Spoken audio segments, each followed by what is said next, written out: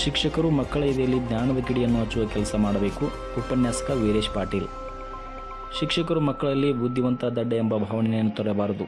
ಮಕ್ಕಳಿಗೆ ಚಾಕಚಕ್ಯತೆಯನ್ನು ಕಲಿಸಬೇಕೆಂದು ಸದಲಗ ಸರ್ಕಾರಿ ಪದವಿ ಪೂರ್ವ ಕಾಲೇಜಿನ ಉಪನ್ಯಾಸಕ ವೀರೇಶ್ ಪಾಟೀಲ್ ಹೇಳಿದರು. ಅವರು ಕಾಗವಾಡ ತಾಲೂಕಾ ಮಟ್ಟದ ಶಿಕ್ಷಕರ ದಿನಾಚರಣೆ ಸಮಾರಂಭವನ್ನು ಉದ್ದೇಶಿಸಿ ಮಾತನಾಡುತ್ತಾ, ಶಿಕ್ಷಕರು ಮಕ್ಕಳ ಎದೆಯಲ್ಲಿ ಜ್ಞಾನದ ಕಿಡಿ ಹಚ್ಚುವ ಕೆಲಸ ಮಾಡಬೇಕು. ಮಕ್ಕಳು ಬಂಧು ಬಳಗದಂತೆ ಕಾಣಬೇಕು. ಮಕ್ಕಳನ್ನು ದೇಶದ ಆಸ್ತಿಯನ್ನಾಗಿ ಮಾಡಬೇಕು ಎಂದು ಹೇಳಿದರು. ಸಮಾರಂಭದ ಅಧ್ಯಕ್ಷತೆ ವಹಿಸಿ ಮಾತನಾಡಿದ ತಹಶೀಲ್ದಾರ್ ರಾಜೇಶ್ ಬುರ್ಲಿ, ಜಗತ್ತಿನಲ್ಲಿ ಗುರುವಿಗೆ ಇರುವ ಸ್ಥಾನಮಾನ ಯಾವುದಕ್ಕೆ ಇಲ್ಲ. ಶಿಕ್ಷಕರ ಹುದ್ದೆ ಪವಿತ್ರವಾದುದು ಎಂದರು. ವೇದಿಕೆ ಮೇಲೆ ಬಿಇಒ ಮಲ್ಲಪ್ಪ ಮುಂಜೆ, ಪಂಚಾಯತ್ ಕಾರ್ಯನಿರ್ವಾಹಕ ಅಧಿಕಾರಿ ವೀರಣ್ಣವಾಲಿ, ಸಿಡಿಪಿಒ ಸಂಜಯ್ ಕುಮಾರ್ ಸದಲ್ಗಿ, ಪುರಸಭೆ ಅಧ್ಯಕ್ಷೆ ಫಾತಿಮಾ ನದಾಬ್ ಸೇರಿದಂತೆ ಅನೇಕರು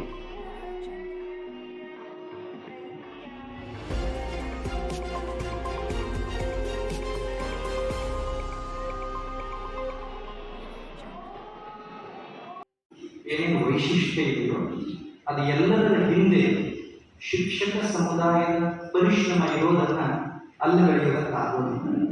ಅಂತಹ ಸಾಕ್ಷರ ಸಂಸ್ಕೃತಿಯ ವಾರಸುದಾರರಾದ ಶಿಕ್ಷಕರನ್ನ, ಸಂಸ್ಕೃತಿಯ ಅಮರ ಶಿಲ್ಪಿಗಳನ್ನ ಗೌರವಿಸುವುದಕ್ಕಾಗಿ, ಕೃತಜ್ಞತೆ ಅರ್ಪಣೆ ಮಾಡುವುದಕ್ಕಾಗಿ ಈ ಶಿಕ್ಷಕ ದಿನವನ್ನ ನಮ್ಮ ದೇಶದಲ್ಲಿ ಆಚರಿಸ್ತೇವೆ.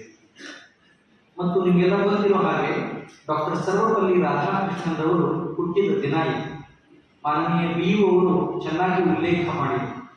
ಅವರೇನಾದರೂ ಇದನ್ನು ಅಪೇಕ್ಷೆ ಪಡದೇ ಇದ್ದರೆ ಬಹುತೇಕ ನೀವು ಇಲ್ಲಿ ಸೇರುತ್ತಿರಲಿಲ್ಲ. ಸತ್ಯ, ರಾಧಾಕೃಷ್ಣನ್ರವರು ಅವರು ಏನು ಅಂದರೆ ಅವರು ನಮ್ಮೆಲ್ಲರ ಪ್ರತಿನಿಧಿ.